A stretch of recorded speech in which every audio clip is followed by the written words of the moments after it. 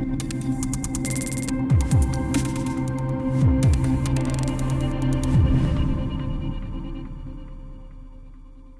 Vidya. Hi, how are you? Very well. How are you? So आज छुट्टी है आप दोनों की. I'm good, thank you. हाँ जी छुट्टी है. So शक्ति अभी अपने बहुत ही important stage में है and बहुत सारे twists and turns expected हैं going by the promos. So tell us something about you, starting with Avinash you. हाँ जी. So I think बहुत इंटरेस्टिंग मोड पर आ चुके हैं शक्ति and it's very very interesting, filled with twist and turns और बहुत बहुत ही एक्शन पैक्ड ड्रामा वाला सीन अभी आने वाला है, क्योंकि अभी जो है हीर विराट की शादी हो रही है और मैं सोहम जान चुका था कि हीर के अस्तित्व के बारे में, और वो नहीं चाहता कि ये शादी हो और वो चाहता है कि शादी रुक जाए और सब घर वाले चाहते हैं कि शादी हो जाए. अब ये सब घर वालों के खिलाफ भी है क्योंकि उससे ये सच छुपाया गया था इतने सालों तक, और लेकिन जो घर वाले हैं, जो वीर जी भी हैं, वो मुझे रोकना चाहते हैं मेरे कोशिश इस शादी को रोकने से, और बट हीर नहीं जानती कि मैं इस शादी को रोकने चाह रहा हूँ या रोकना चाहता हूँ. सो बहुत ही इंटरेस्टिंग अभी मोड चल रहा है. आपसे जानना चाहेंगे मेहर जान कि यू नो जिस तरीके से अभी प्लॉट चल रहा है, आपको स्टार्टिंग से दिखाया जा रहा है कि आप एक सपोर्टिव ब्रदर हो टू हीर, एंड अब आप किस तरीके से कोशिश करोगे कि हीर का जो रिश्ता है वो ना टूटे और उसकी खुशियां बरकरार रहें? रोहन जो है बचपन से ही हीर का बॉडीगार्ड रहा है, रोहन और सोहम दोनों. बल्कि सोहम ने अब जो ट्विस्ट और टर्न्स और सोहम जो खिलाफ गया है पूरे परिवार के, वो रोहन के लिए बहुत मुश्किल है, क्योंकि रोहन का बैकबोन सोहम था और सोहम का बैकबोन रोहन था. तो अब बैकबोन के बिना रोहन थोड़ा पैरालाइज तो है, पर अब तक फुल बॉडी पैरालिसिस नहीं हुआ है. तो कुछ भी करके वो सोहम को रोकेगा और मतलब कोशिश करेगा कि वो सोहम को रोक पाए और हीर की शादी सक्सेसफुली करवा दे. बस यू नो जब तक आप लोगों के इतने हैप्पी गो लकी सीन्स होते थे जहाँ पे आप सिबलिंग्स की इतनी अच्छी केमिस्ट्री वगैरह दिखाई दे रही थी, ऑन स्क्रीन बॉन्डिंग दिखाई दे रही थी, लेकिन वही जब आप यू नो इंटेंस सीन्स करते हो तो क्या ऐसा होता है कि आप लोग अपने सीन्स पे ज्यादा फोकस करने के लिए थोड़ा अलूफ रहना पसंद करते हो या मस्ती मजाक करते हुए ही सीन्स निकलते हैं? हाँ जी, आई थिंक दोनों ही बहुत करने में दोनों ही मजा आता था, क्योंकि पहले हम जब यू नो दोस्ती यारी का सीन करते थे, भाईचारे का सीन करते थे, प्यार मोहब्बत का सीन करते थे, सो बहुत ही मजे से करते थे हम वो सीन्स को. And at the end of the day we are all professional actors. तो हम और सबसे खास बात ये है कि हम दोनों के बारे में, हम तीनों के बारे में, सब पूरी स्टार कास्ट, पूरी शक्ति कास्ट के बारे में, कि हम वी आर ऑल सपोर्टिव, कि कोई किसी को कोई इनपुट देता है तो ऐसे नहीं कि वो बुरा मान जाए या उसको लगे कि अरे यार ये तो ऐसे मुझे सिखाने की कोशिश कर रहा है, ऐसा कुछ नहीं. We always taken in good spirit. और जो आज हम सीन कर रहे हैं, इंटेंस सीन्स, उसमें हमें करने में और मजा आता है, क्योंकि वो एक लेयरिंग है, उसमें भाई भी है, प्यार भी है, इतने सालों का पास्ट भी है, यादें भी हैं.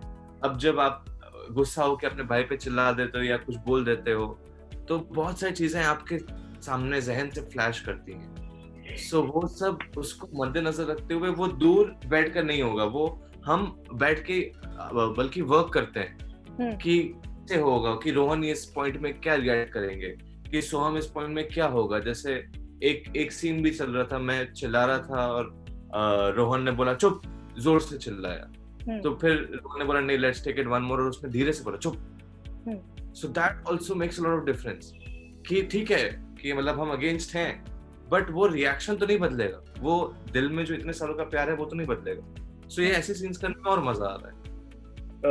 यार पहले हैप्पी गो लकी सीन्स तो ऑब्वियसली इजियर होते थे, आई कैन नॉट डिसएग्री, क्योंकि हम लोग मस्ती करते रहते थे सेट पे. हम तीनों की बॉन्डिंग एक अलग ही थी, और वो bonding I think on screen भी दिखाई दे रही थी लोगों को. यू नो वी डिडंट हम लोगों ने कभी कुछ प्लानिंग नहीं करी कि हम फेक स्माइल करेंगे या हक करेंगे। हम लोग अपने आप में ही कुछ लिखा है और हम लोग कुछ और ही कर रहे हैं और डायरेक्टर को इतना पसंद आ रहा है बिकॉज हम तीनों की बॉन्डिंग वैसी हो गई थी। और अभी फिलहाल तो मेरी तो हीर के साथ वैसी बॉन्डिंग है ही नहीं, पर वैसी बॉन्डिंग है। पर सोहम जब से हमारे खिलाफ गया है, honestly it does get a little difficult, क्योंकि मैंने सोहम उर्फ अविनाश को कभी शुरुआत से लेके अब तक उस रूप में देखा ही नहीं है जहां वो मेरे खिलाफ है या वो मेरे साथ चिल नहीं कर रहा है। बट आई हैव टू से दिस कि जब मैं अविनाश के साथ सीन्स कर रहा हूँ मुझे बहुत मजा आता है, क्योंकि Soham is a very very good performer, ठीक है। दूसरी बात, मुझे भी क्या होता है कई बार एज अ डायलॉग राइटर आप उतना ही लिख पाते हो जितना आप लिख सकते हो for the character, but since we are living the characters, हम लोग को पता होता है कि रोहन कैसे रिएक्ट करेगा या सोहम कैसे रिएक्ट करेगा। तो कई बार क्या होता है, स्पेशली विद अविनाश, के जब अविनाश इम्प्रोवाइजेशन करता है, सोहम इम्प्रोवाइजेशन करता है, तब मुझे और मजा आता है। हम दोनों को ही बहुत, हम लोग बल्कि बात कर चुके हैं इस बारे में कि हम दोनों इम्प्रोवाइज इतना करते हैं एक दूसरे के साथ एंड इट कम्स नेचुरली। हम दोनों को ही नहीं पता कि हम सीन में क्या करने वाले हैं, but staying in our characters हम करते हैं। पर yes, going against him and even pointing a gun against Soham और अविनाश, वो मतलब मुझे एक वियर्डनेस, एक हल्की सी वियर्ड फीलिंग होती है हमेशा। But at the end of the day we are actors और हमें करना पड़ता है। पर हाँ, बहुत मजा आ रहा है because it is not our comfort zone, because हम लोग इतने क्लोज थे, इतने करीब, इतने गुड और क्लोज थे, और अब हम बिछड़ रहे हैं, तो it's out of our comfort zone, but बहुत मजा आ रहा है। पहले एक चीज मैं ऐड करना चाहूंगा विजय, कि हमारे जो पहले जो सीन्स होते थे हैप्पी गो लकी वाले, उसमें आप बिलीव नहीं करेंगे कि स्क्रिप्ट में जो डायलॉग्स लिख के आते थे उसमें से हम एक भी नहीं बोलते थे। सब इम्प्रोवाइज, रिहर्सल कुछ नहीं, हमने बस बोल दिया ये मान के यहाँ खड़ा होना है, और हम जो डायलॉग बोले जा रहे हैं अलग ही कुछ बोले जा रहे हैं। और शुरुआत में डायरेक्टर बाकी लोगों को थोड़ा डर भी लगता था, और अब उनको पूरा भरोसा है कि ये तीनों तो कमाल ही करेंगे संभाल लेंगे और कमाल भी करेंगे, तो वो भी कुछ ओके बोल देते थे। और असिस्टेंट डायरेक्टर ऐसे स्क्रिप्ट के पर सर ये बोले छोड़ो ना ओके। सो मेरा सवाल ये था नेक्स्ट कि शक्ति सीरियल इतने टाइम से चला आ रहा है and we know that it deals around a concept जो सोसाइटी में ट्रांसजेंडर्स को एक पहचान देने की कोशिश कर रहा है, जो भेदभाव होता है उसको मिटाने की कहीं ना कोई कोशिश हो रही थी। जब आप लोग इस शो से जुड़े, आप लोगों को लाया गया इस शो में, आप लोगों का क्या थॉट प्रोसेस था? क्योंकि यूजुअली डेली सोप्स जिस तरीके से होता है वो थोड़ा सा ओवर द टॉप हो जाता है। शुरुआत तो एक टॉपिक से होती है लेकिन वो अंत में कहीं और भटक जाता है और कुछ और उसमें ट्विस्ट एंड टर्न्स आ जाते हैं। सो वो सब मद्देनजर रखते हुए क्या आप लोगों को लगा कि what was the reason that you guys thought कि as young generation we should be attached to this show? यार मुझे तो सच बताऊं तो मुझे कंसेप्ट बहुत ही अच्छा लगा था। मैंने शक्ति सीरियल कभी देखा नहीं था ऑनेस्टली पहले, तो बिफोर आई साइंड इट मुझे सिर्फ ब्रीफिंग दी गई थी। फिर मैं घर आके मैंने बहुत सारे एपिसोड्स और आई थिंक 20-30 एपिसोड देखे, और तब मुझे रियलाइज हुआ कि यार the concept of this show बहुत ही सुपर्ब है। मतलब इट्स शायद दुनिया में किसी ने बनाया नहीं है and it's doing so well. और एक बहुत ही कंसर्न वाली टॉपिक है ये, एक बहुत ही अवेयरनेस जगाने वाली और रिस्पॉन्सिबिलिटी बेस्ड कंसेप्ट है ये अलग। तो मुझे कुछ मतलब मुझे बहुत पसंद आई थी कंसेप्ट, तो मुझे ना बोलना ही नहीं था। मैं सिर्फ ये होप कर रहा था कि मुझे मिल जाए रोहन वाला कैरेक्टर, तो मैंने बहुत ही लकीली अच्छा ऑडिशन दिया एंड दे लाइक्ड इट, और yeah I was lucky enough to get it. Yeah Avinash, with you? I think इसमें फर्स्ट पॉइंट ये है कि जैसा आपने कहा विजय, बहुत सही कहा कि जो डेली सोप्स स्टार्ट होते हैं वो मुद्दे से भटक जाते हैं, बट आप 30 साल का इतिहास उठा के देखें टेलीविजन का, वो शोज ही चले हैं, वो शोज ही कामयाब हुए हैं। जो फर्स्ट एपिसोड की कहानी जो थी वो अब तक बरकरार है, वो चाहे 2000 एपिसोड हो या 3000 एपिसोड हो या 1000 एपिसोड हो, कि आपकी वो जो मेन जो कहानी है वो अलग नहीं होनी चाहिए। जी। और वो हर दिन उसका एक ना एक वो फ्लेवर आना चाहिए। टेलीविजन जो मैं समझता हूँ, I really fortunate from the bottom of my heart, मुझे बहुत अच्छा लगा कि जो 5 साल में जो चेंजेस हुए हैं टेलीविजन इंडस्ट्री में, जो क्रेज है वो इंडियन फिल्म्स का भी नहीं है। जो इंडियन टेलीविजन शोज तो, और इतनी बड़ी रीच जो ना कि हॉलीवुड की है ना बॉलीवुड की है, वो इंडियन टेलीविजन की है। और वो ऐसे रीच है जो फैला हुआ है, मतलब वो चौड़ा है। जैसे फिल्म्स लंबे हैं, उसके लिए रीच वो लंबे हैं, वो ऊपर है, पर ये गांव में है, हर एक टेलीविजन सेट में है, हर एक घर पे है। तो ये कहानी हर दिन आधे घंटे के लिए आपके जहन में चुपती रहती है।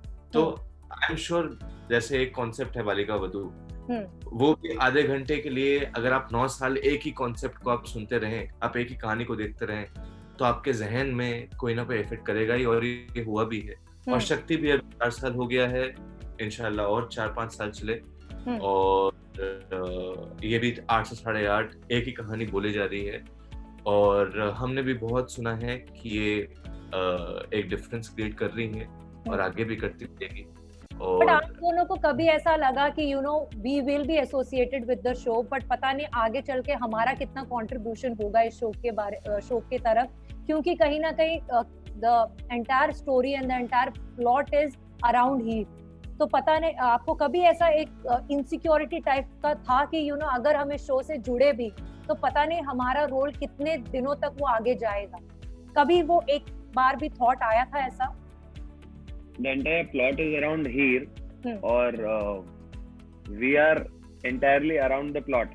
तो मुझे तो वैसा कुछ लगा ही नहीं, क्योंकि अगर प्लॉट हीर है तो हम प्लॉट के बॉडीगार्ड है, जहाँ प्लॉट होगी हम होंगे। तो मुझे ऐसा कुछ मैंने सोचा भी नहीं था, और हाँ वो हुआ भी नहीं लकली। और ये बहुत अच्छी चीज है। हाँ जी, बहुत अच्छी चीज है। जैसे हम फर्स्ट आंसर कह रहे थे कि जो आपकी जो मेन मुद्दा है, जो मेन कहानी है, उससे नहीं भटकना चाहिए। तो ये कहानी हीर की है, ये कहानी रोहन की नहीं है, सोहम की नहीं है, या किसी और की नहीं है, ये हीर की कहानी है। हीर की कहानी के लिए लोग आ रहे हैं देखने के लिए, और दैट इज जस्टिफाइड। इसमें कोई ऐसी बुरी बात नहीं है। सो बालिका वधू भी आनंदी की कहानी थी, वो जगह की कहानी नहीं। और डीडीएलजे भी सिमरन की कहानी है, वो राज की कहानी नहीं है। सो एक किरदार की कहानी होती है, जिसके पॉइंट ऑफ व्यू से हम पूरी कहानी को देखते हैं। जी। हाँ, सो ये समझना बहुत ही एक सिंपल है, और ऐसा कुछ नहीं है कि डेरोगेटरी कुछ है। लास्टली जाने से पहले आप क्या कहोगे फैंस को who have been with the show for last 3.5 years, and आप क्या कहना चाहोगे? अभी बहुत सारे ट्विस्ट एंड टर्न्स आ रहे हैं, क्या बोलना चाहोगे? यार, my message to all the fans is please keep watching शक्ति। आप लोग ने हमें इतने सालों से बहुत प्यार दिया है, एंड आई होप कि आप लोग रेगुलरली देखते रहिए। बहुत सारे ट्विस्ट और टर्न्स आ रहे हैं इस हफ्ते और आने वाले हफ्ते। It's going to be a great Diwali for everyone. So yeah please keep watching Shakti, and thank you for all the love. 8 बजे उन्नी ऑन कलर्स। Thank you. जैसे रोहन वीर जी ने कहा कि आज का एपिसोड बहुत अच्छा आने वाला है, कल का एपिसोड बहुत अच्छा आने वाला है, आगे का अगले हफ्ते तो अमेजिंग आने वाला है, और ये आंसर आप किसी भी दिन चला सकते हैं। सो दिवाली की, नवरात्रि की, दशहरा की, आने वाले फेस्टिविटीज की, नए साल की ढेर सारी शुभकामनाएं टाइम्स ऑफ इंडिया के दर्शकों को। और थैंक यू हम सबको इतना प्यार देने के लिए। और हमारी रोज सुबह उठ के कोशिश ये रहती है कि हम जाएं, अच्छे से अच्छा काम करें, और हर रोज आप जब 8 से 8:30 कलर्स के सामने बैठें तो आपको एक मजेदार, एक इमोशनल, एक जर्नी हो जो आपको आप परिवार के साथ बैठ के आप एंजॉय करें। सो बस आप लोगों की ब्लेसिंग्स चाहिए हमें, और हमारे तरफ से बहुत बहुत ढेर सारी शुभकामनाएं। Thank you so much, and all the best to you. आप दोनों को बहुत सारी शुभकामनाएं हमारी तरफ से भी कि आपका शो बहुत चले, and keep entertaining. Thank you Vijay, thank you. Yes, thank you. Thank you, Times of India. Thank you, Vijay. Thank you. Bye.